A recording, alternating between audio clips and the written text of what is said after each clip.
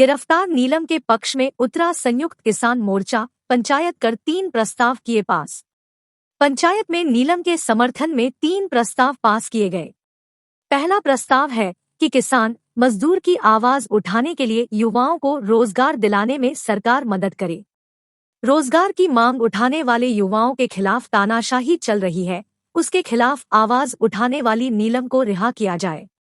संसद की सुरक्षा में सेंध मामले में गिरफ्तार की गई गांव घसो खुर्द निवासी नीलम के समर्थन में संयुक्त किसान मोर्चा उतर आया है।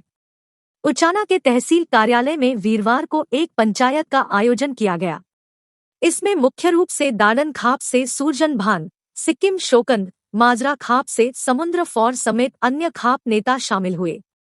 सभी वक्ताओं ने नीलम को तुरंत रिहा करने की मांग की तथा कहा कि यदि नीलम को जल्द रिहा नहीं किया तो वह लोग बड़ा आंदोलन करने पर मजबूर होंगे।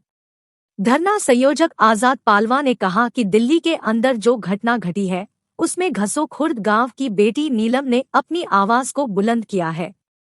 नीलम ने विद्यार्थी, बेरोजगारों, गरीब, मजदूरों की आवाज को उठाया है। इन नौजवानों की मंशा खराब नहीं थी, इनके विचार गलत नहीं थे, किसी को हानि पहुंचाने की मंशा नहीं थी।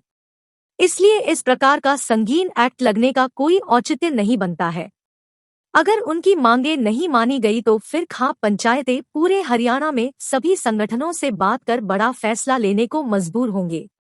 किसान नेत्री सिक्किम शोकंद ने नीलम द्वारा किए गए कार्य को पूरी तरह से सही बताते हुए कहा कि सरकार को जागने के लिए यह धमाका करना बहुत जरूरी था। नीलम ने इस विरोध के माध्यम से बेरोजगार युवाओं की आवाज को उठाया है। सरकार ने सत्ता में आने के लिए युवाओं को रोजगार देने की बात कही थी, लेकिन सरकार अब युवाओं को रोजगार देने के लिए कोई कदम नहीं उठा रही है। यह प्रस्ताव किए गए पास। पंचायत में नीलम के समर्थन में 3 प्रस्ताव पास किए गए। पहला प्रस्ताव है कि किसान मजदूर की आवाज उठाने के लिए युवाओं को रोजगार दिलाने में सरकार मदद करे। रोजगार की मांग उठाने वाले युवाओं के खिलाफ तानाशाही चल रही है, उसके खिलाफ आवाज उठाने वाली नीलम को रिहा किया जाए। नीलम पर यूपीए की जो संगीन धाराएं लगाई गई है उन्हें हटाया जाए। बेटे के साथ दिल्ली जाएंगी नीलम की मां सरस्वती।